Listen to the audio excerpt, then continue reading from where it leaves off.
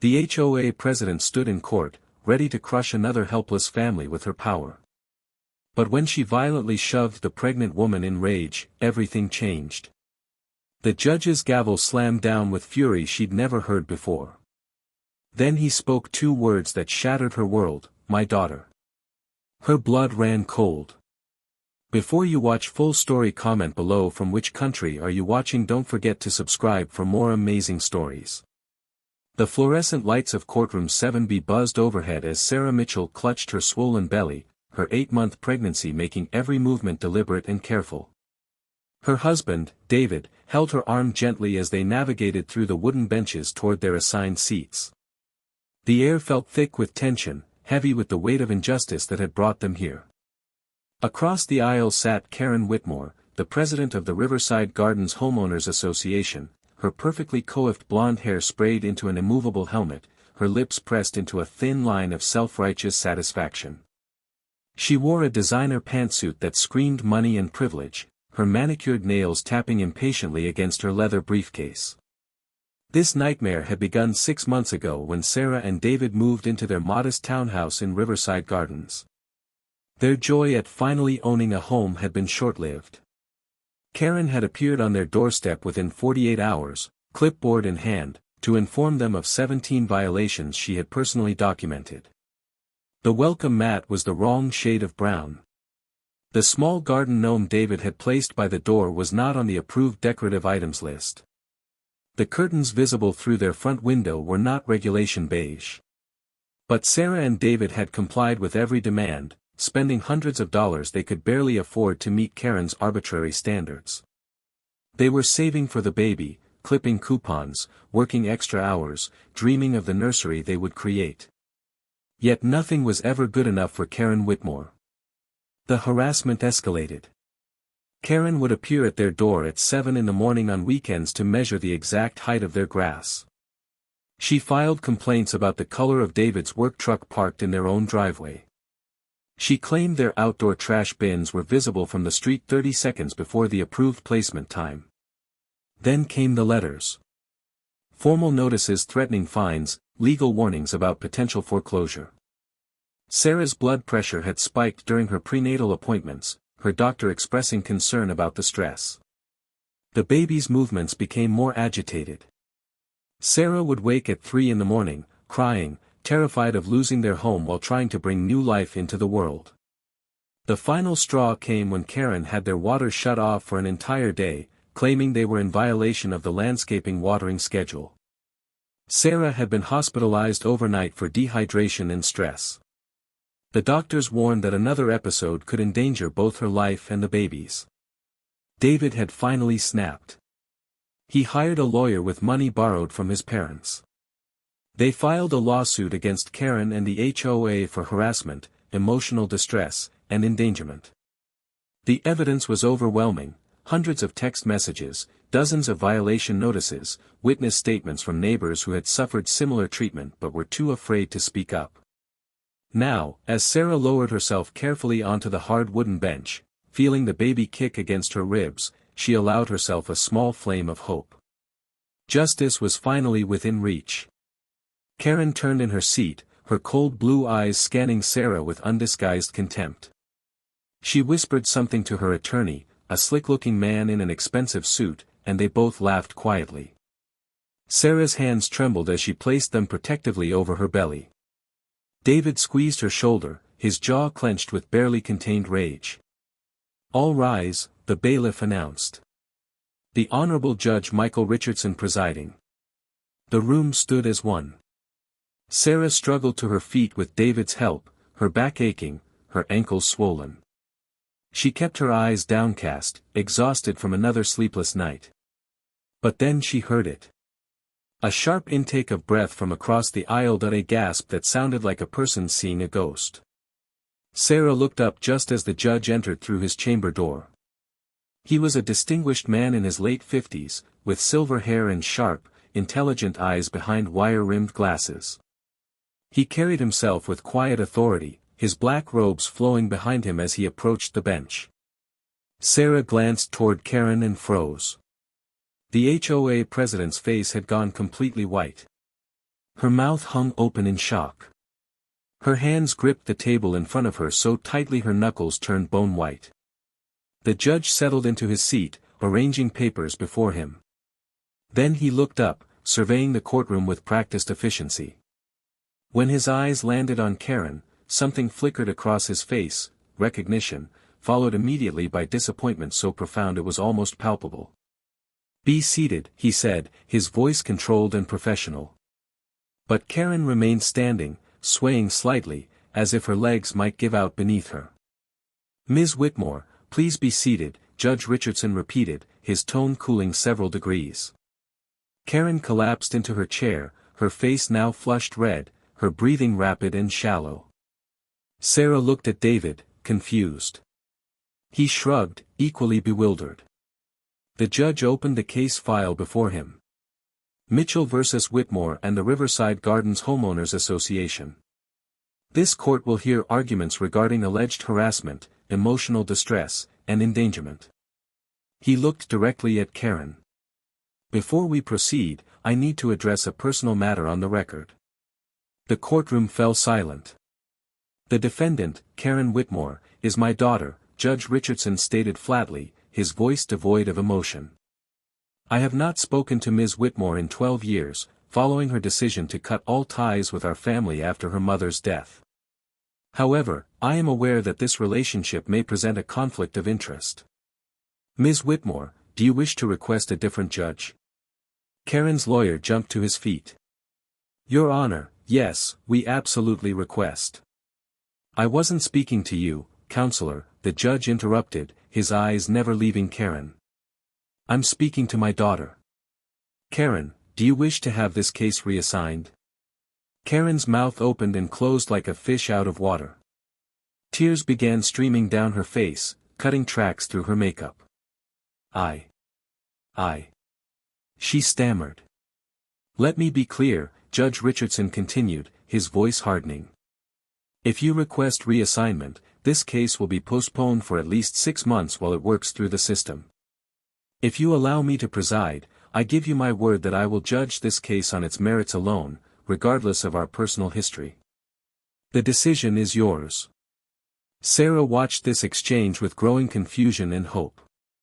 Karen clearly wanted to run, wanted to escape her father's courtroom, but the mention of a 6-month delay had caught her. Her lawyer was whispering urgently in her ear, but Karen seemed paralyzed. "Ms. Whitmore, I need an answer," the judge pressed. Karen's voice came out as a broken whisper. "No reassignment. Speak up for the record, please." "No reassignment," Karen repeated, louder, her voice cracking.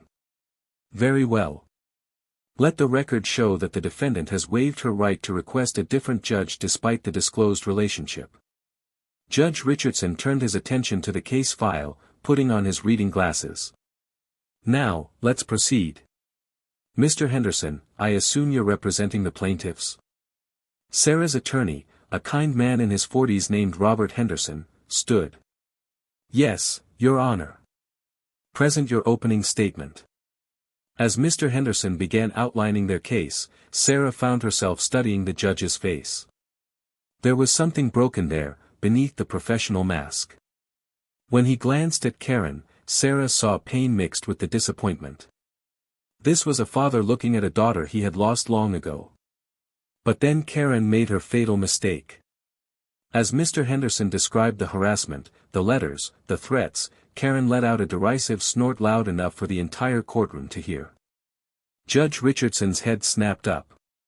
"Ms. Whitmore, do you find something amusing?" Karen's lawyer grabbed her arm, but she shook him off.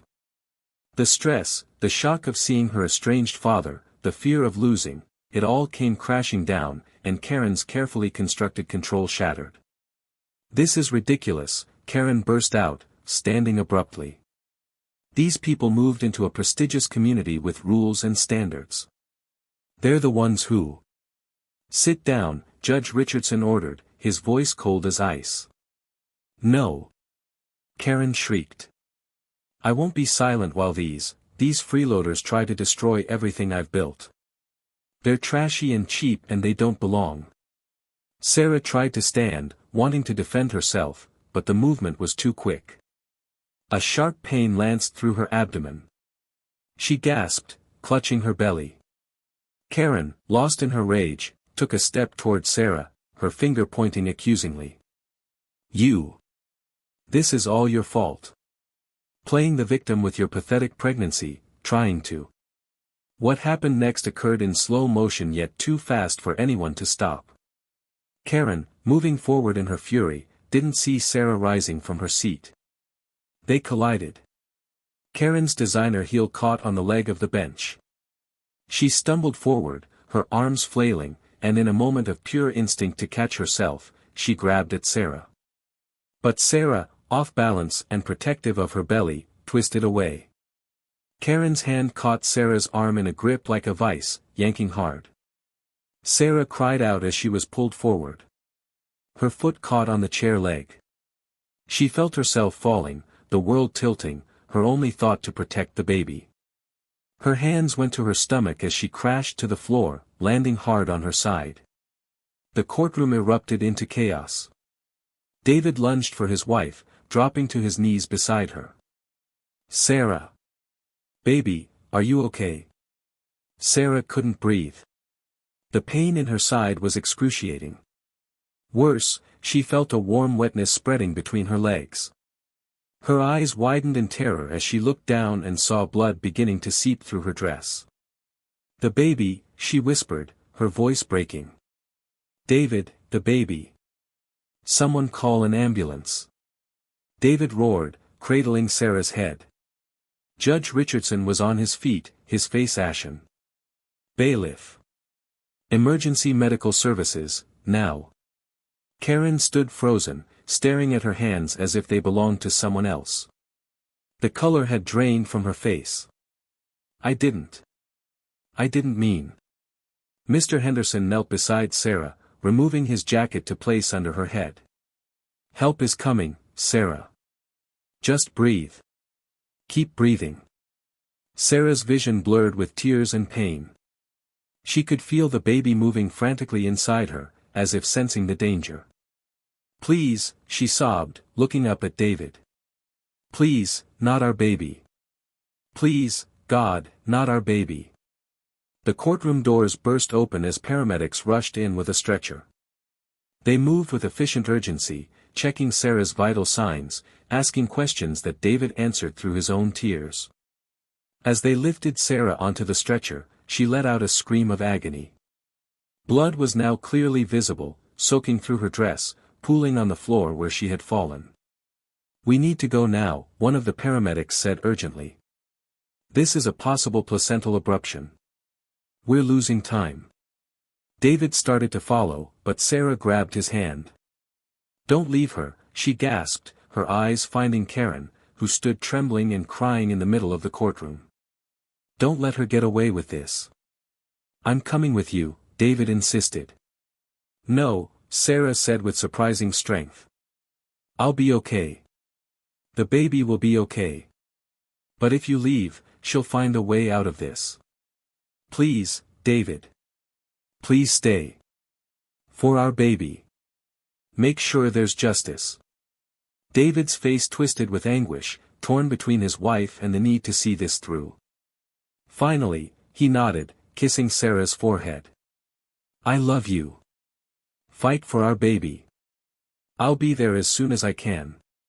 The paramedics wheeled Sarah out at a run. The sound of her crying faded down the hallway, replaced by an oppressive silence in the courtroom. Judge Richardson stood behind his bench, his hands gripping the wood so tightly it seemed he might snap it. He was no longer looking at the case before him as just another trial. He was looking at his daughter, at what she had become, and the realization of her actions seemed to hit him like a physical blow. Bailiff, he said, his voice shaking with controlled fury. Place Ms. Karen Whitmore under arrest for assault and endangerment. Karen's lawyer jumped up. Your Honor, this was clearly an accident. My client never intended. Your client, Judge Richardson interrupted, each word precise and cutting, physically grabbed and pulled a heavily pregnant woman during an aggressive confrontation. That pregnant woman is now being rushed to the hospital with potentially life-threatening complications. Whether the outcome was intended is irrelevant to the action taken. Two bailiffs approached Karen, who had begun to sob hysterically. "Daddy, please," she begged, the word coming out strangled and desperate. "Please, I didn't mean to hurt her. I didn't mean." "You don't get to call me that," Judge Richardson said quietly, but his words carried across the silent courtroom. "You lost that right 12 years ago when you chose money and status over family.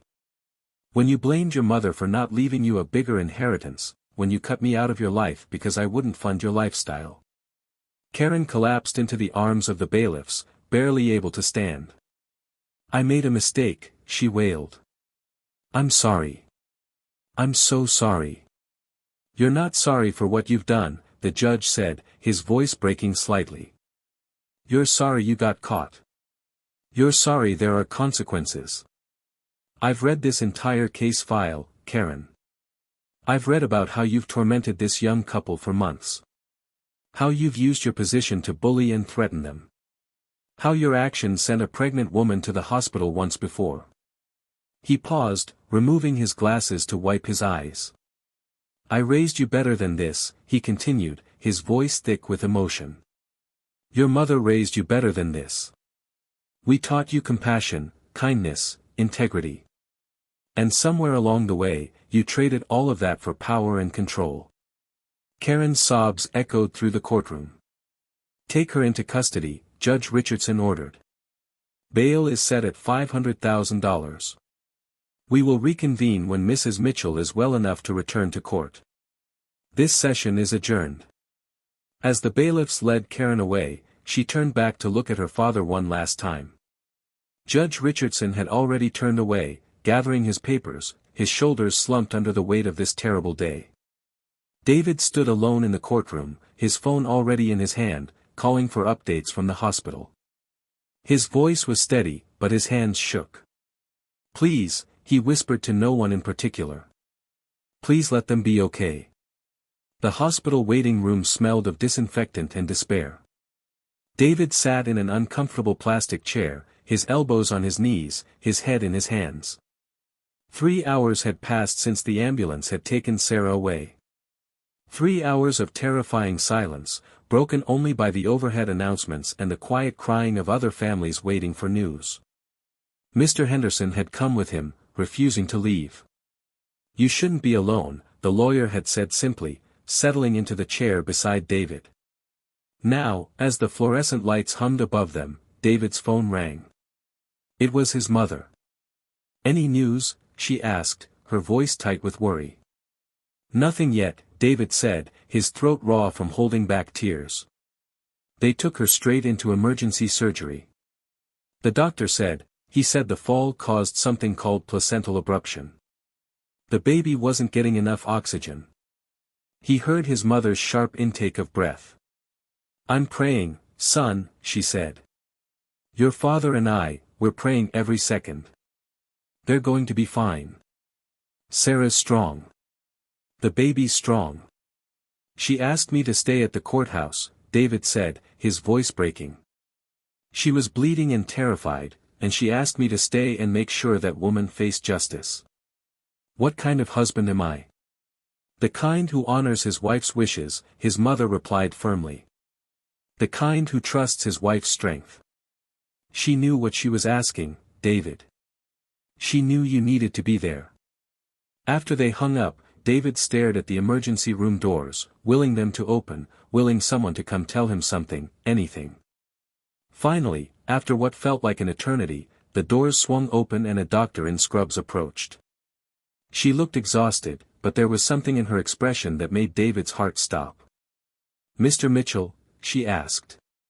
David shot to his feet. "Yes. Is she, are they?" The doctor offered a small, tired smile. "Your wife is in recovery. The surgery was successful. We managed to stop the bleeding and stabilize her condition." David's knees nearly buckled with relief. "And the baby?" "Your son is in the NICU," the doctor said, her smile widening. "He's premature at 32 weeks, but he's a fighter. 5 pounds, 3 ounces. He came out screaming, which is always a good sign. He'll need to stay in the hospital for several weeks, but his prognosis is good. David covered his face with his hands and wept. Great, heaving sobs of relief and joy and residual terror. Mr. Henderson gripped his shoulder, his own eyes wet. Can I see them? David managed to ask. Sarah's still unconscious from the anesthesia, but you can sit with her. And we can take you to see your son in about an hour, once we've completed the initial assessments. He's breathing on his own, which is excellent for his gestational age. David followed the doctor through the maze of hospital corridors, his legs feeling weak. She led him to a private room where Sarah lay connected to various monitors, her face pale but peaceful. The evidence of her ordeal was everywhere, the 4 lines, the bandages, the steady beep of machines tracking her vital signs. He pulled a chair close to her bed and took her hand, careful not to disturb the tubes. We have a son, he whispered, bringing her hand to his lips. You did it, Sarah. You saved him. You're both going to be okay. He sat there for an hour, just holding her hand and talking to her, telling her about the doctor's report, about their baby boy screaming in the NICU, about how much he loved her, about how brave she had been. When Sarah finally began to stir, her eyes fluttering open, the first thing she did was place her hand on her now flat belly, panic flashing across her face. The baby, she gasped. He's okay, David said quickly, squeezing her hand. He's in the NICU. He's breathing on his own. He's small but he's strong, Sarah. Just like his mother. Sarah began to cry, tears streaming down her face. I want to see him. Soon, David promised. The doctor said in a little while. You just had major surgery, love. You need to rest. What happened? Sarah asked, her voice weak. After I left. David's expression darkened. Judge Richardson arrested her. Karen's in jail right now, bail set at $500,000. And Sarah, the judge is her father. They've been estranged for years. Sarah's eyes widened. Her father? David nodded. He was heartbroken. You could see it on his face. He looked at her like he was seeing a stranger. I feel sorry for him, Sarah whispered. To have a child turn out like that. An hour later, a nurse arrived with a wheelchair. Ready to meet your son? She asked with a warm smile. They wheeled Sarah through the hospital to the NICU, where rows of incubators held tiny premature babies. The nurse led them to one in the corner, where an impossibly small infant lay sleeping, his chest rising and falling steadily, his tiny fists clenched. Sarah gasped, her hand flying to her mouth. He's so small. He's perfect, the nurse said. You can touch him through the openings. Talk to him. He knows your voice. Sarah reached through the incubator's portal, her finger gently stroking her son's tiny hand. Immediately, his fingers wrapped around hers with surprising strength. Hi, baby, Sarah whispered, her voice breaking. Hi, sweetheart. Mommy's here. Daddy's here. We love you so much. The baby's eyes opened slightly, dark blue and unfocused, but seeming to search for the source of the voice he had heard for 8 months.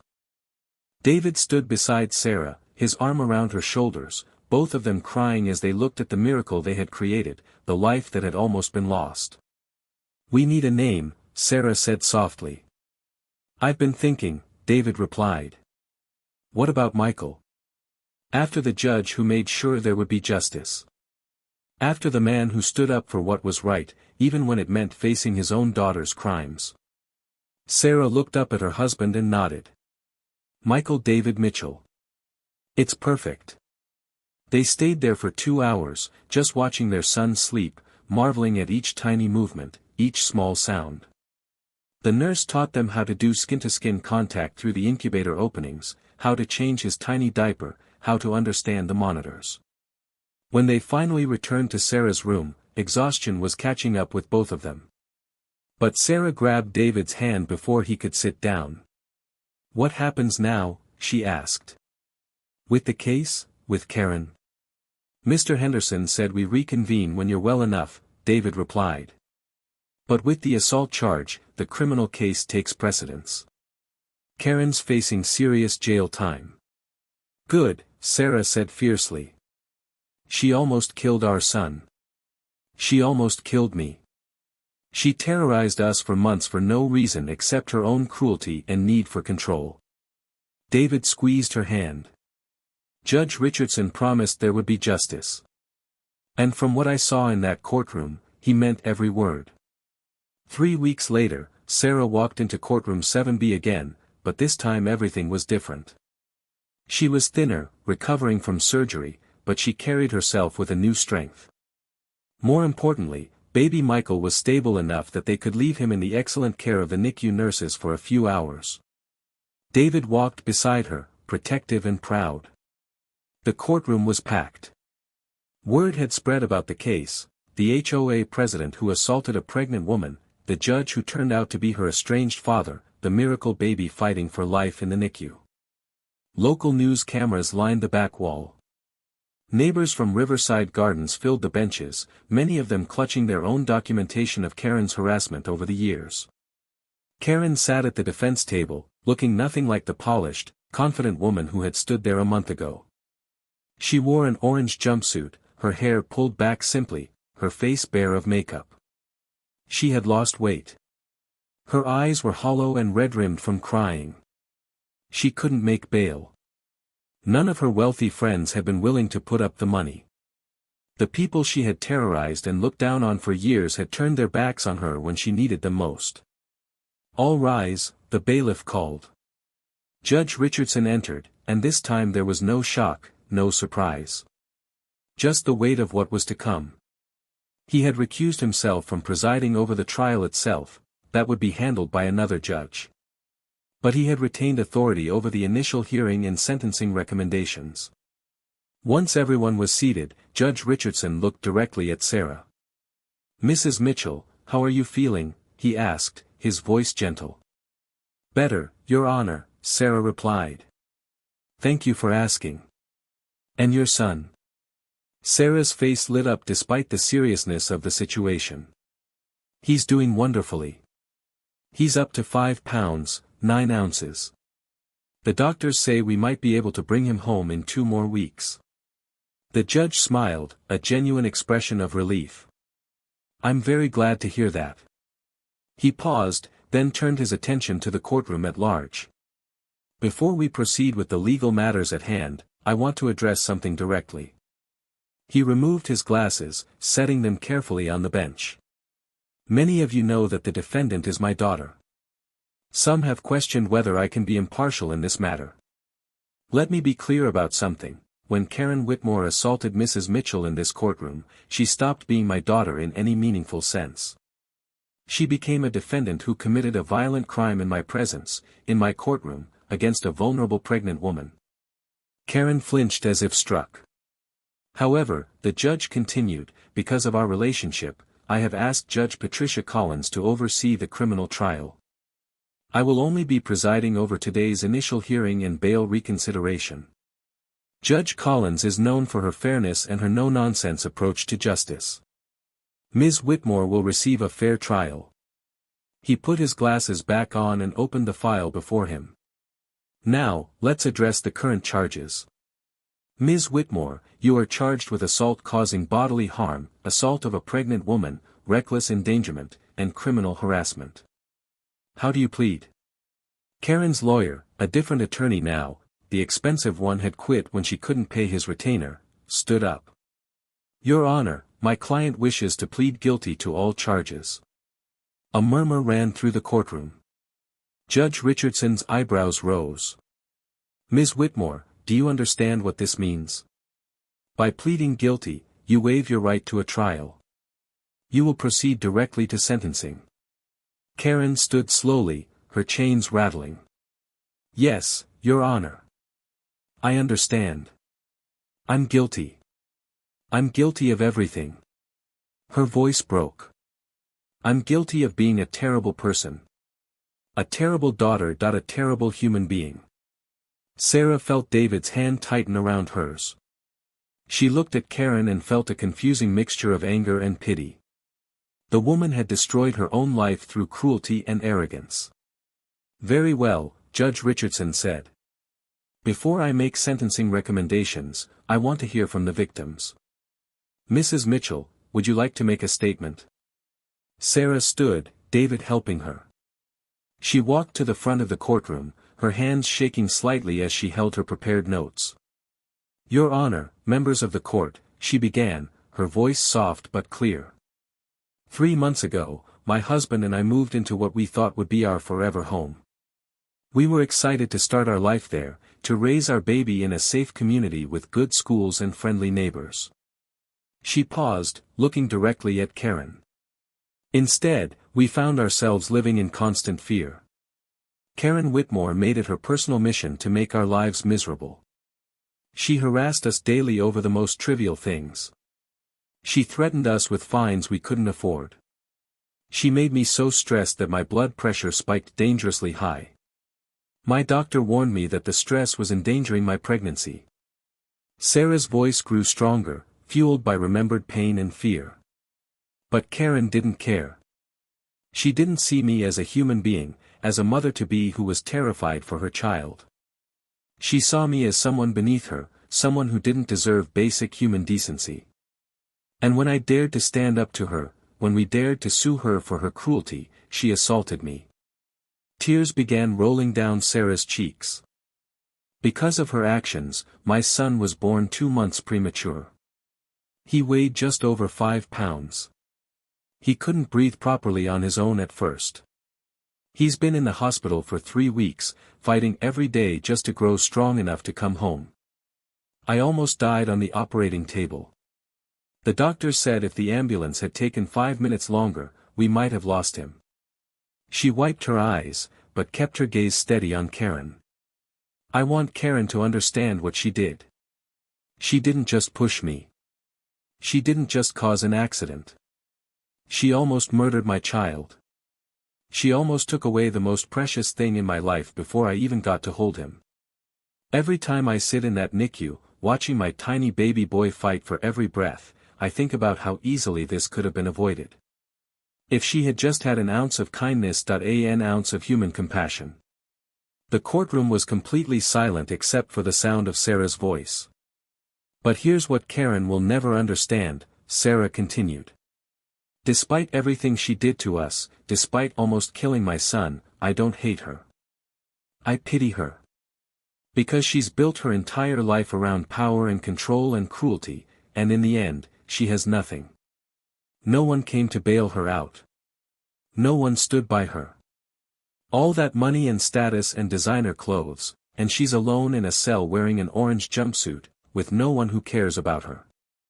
Sarah turned to Judge Richardson. I want justice, Your Honor. I want her to face consequences for what she did. But more than that, I want her to get help. Because someone who treats other people the way she treated us is deeply broken inside. And maybe, if she spends enough time in prison thinking about what she's done, she might eventually become a person capable of empathy and kindness. Someone her father could be proud of again. Sarah returned to her seat, David's arm immediately around her shoulders. She buried her face against his chest and let herself cry. Judge Richardson's voice was thick with emotion when he spoke again. Thank you, Mrs. Mitchell. That was incredibly gracious. He turned to the packed courtroom. I understand there are others who wish to speak. One by one, neighbors from Riverside Gardens stood up to share their own stories. An elderly veteran who Karen had fined repeatedly for having a small American flag in his garden. A single mother who Karen had threatened with eviction because her children's toys were visible in the yard. A disabled man who Karen had harassed about his wheelchair ramp, claiming it was an eyesore. The testimonies went on for over an hour. Each story painted a picture of systematic bullying, of a woman who had used her position to terrorize anyone she deemed unworthy of living in her community. By the end, Karen was sobbing silently at the defense table, her head bowed, her shoulders shaking. Finally, Judge Richardson called for order. "I've heard enough," he said, his voice heavy. "Ms. Whitmore, would you like to make a statement before I make my recommendations?" Karen stood slowly, wiping her face with her shackled hands. When she spoke, her voice was barely a whisper. "I'm sorry," she said. "I know that's not enough. I know sorry doesn't fix what I did. But I am sorry. To Mrs. Mitchell, to her husband, to their baby boy who's fighting for his life. To all the neighbors I hurt. To everyone I treated like they were less than human."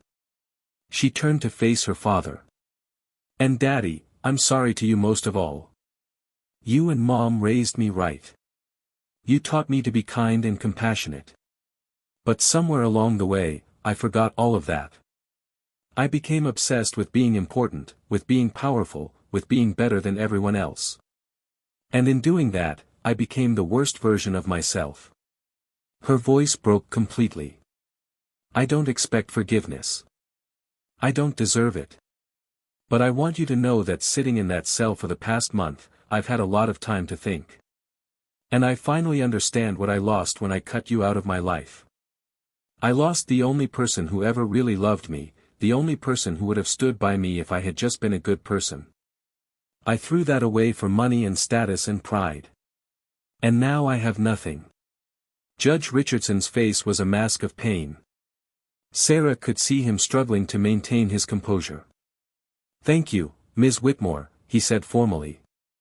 "Now, as to sentencing recommendations, I want to be clear that while I have personal knowledge of the defendant, I am making these recommendations based purely on the severity of the crimes committed and the impact on the victims." He opened his file and began to read. "For the charge of assault causing bodily harm, I recommend a sentence of 2 years. For assault of a pregnant woman, an additional 3 years, for reckless endangerment, 2 years, for criminal harassment, 18 months, these sentences to be served consecutively, for a total of 8.5 years in state prison." Gasps echoed through the courtroom. Karen swayed on her feet. "Additionally," Judge Richardson continued, "I recommend that upon release, Ms. Whitmore be prohibited from serving in any HOA leadership position for life. She will be required to complete anger management and psychological counseling. She will be on probation for 5 years following her release." He looked directly at his daughter. "I am also recommending that the Riverside Gardens HOA be placed under state supervision, with an independent board appointed to review all rules and regulations. Every homeowner who is unfairly fined or harassed will have their fines refunded and their records cleared." He paused, removing his glasses to wipe his eyes. "As for the civil suit filed by Mr. and Mrs. Mitchell, I am awarding them damages in the amount of $500,000, to be paid from Ms. Whitmore's personal assets and the HOA's liability insurance. This money should help cover medical expenses, lost wages, emotional distress, and provide financial security for young Michael as he grows up." David and Sarah clutched each other, overwhelmed. Judge Richardson set down his papers and looked at Karen one last time. "Karen, I hope you use your time in prison to truly understand what you've done.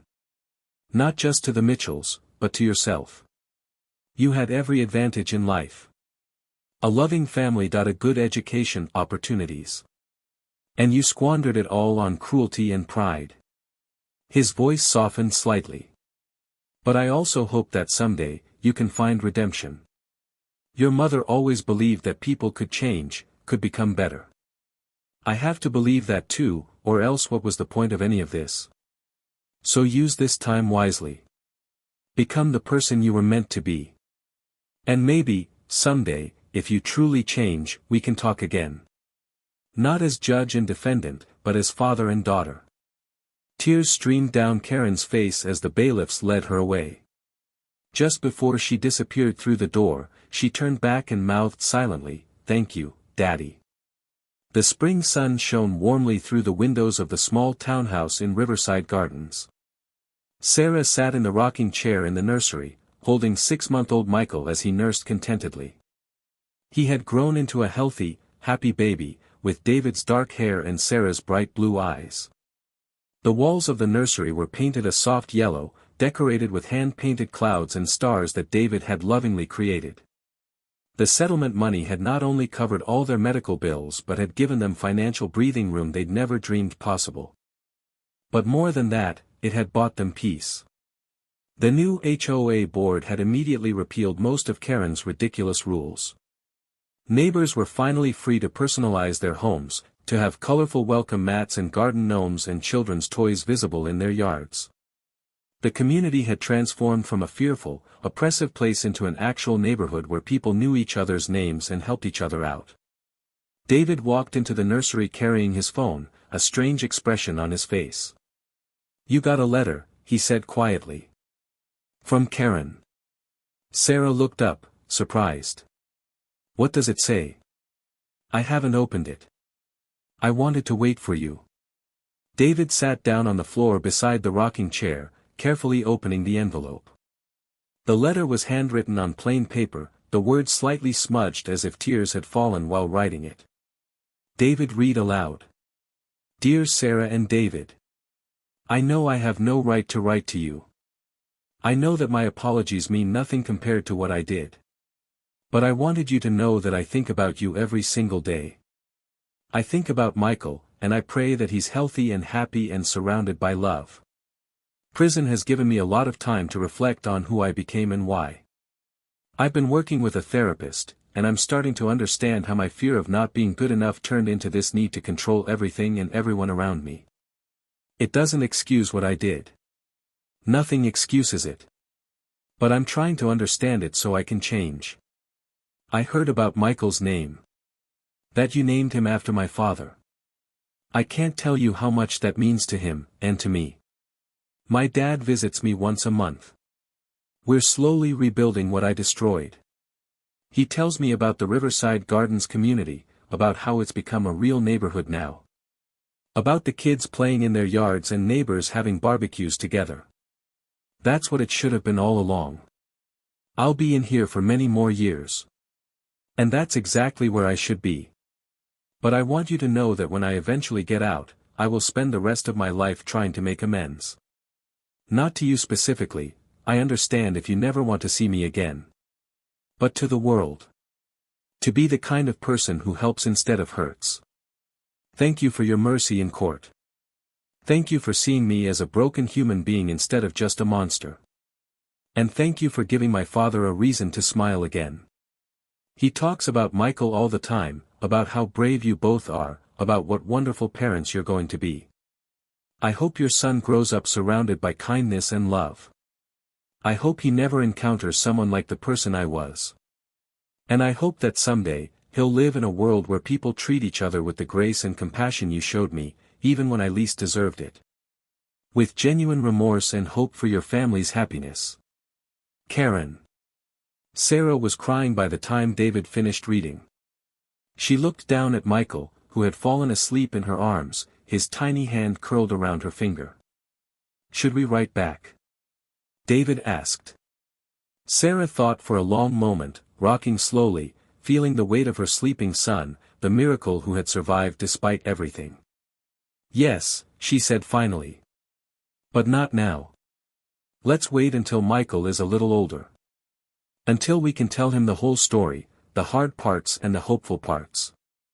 And then we'll decide together, as a family, how to respond." She looked at her husband, this man who had stood by her through the darkest time of their lives. "People can change," she continued. "It's hard, and it takes work, and Karen has a long road ahead of her. But if her own father is willing to give her a chance, if he can forgive her, then maybe we can too. Eventually." David leaned over and kissed her forehead, then gently touched Michael's cheek. "You're a better person than I am," he said softly. "No," Sarah replied. "I'm just a person who almost lost everything and realized that holding on to anger and hate would only poison the beautiful life we have now. Karen stole enough from us. I won't let her steal our peace too." Through the nursery window, they could see their neighbors in their yards, children playing, couples gardening, an elderly man sitting on his porch with his American flag hanging proudly beside him. The neighborhood Karen had tried to control through fear had become something better in her absence, a real community built on mutual respect and kindness. Michael stirred in Sarah's arms, opening his eyes and looking up at his mother with that unfocused infant gaze that still saw the world as full of wonder and possibility. "Hi, sweet boy," Sarah whispered.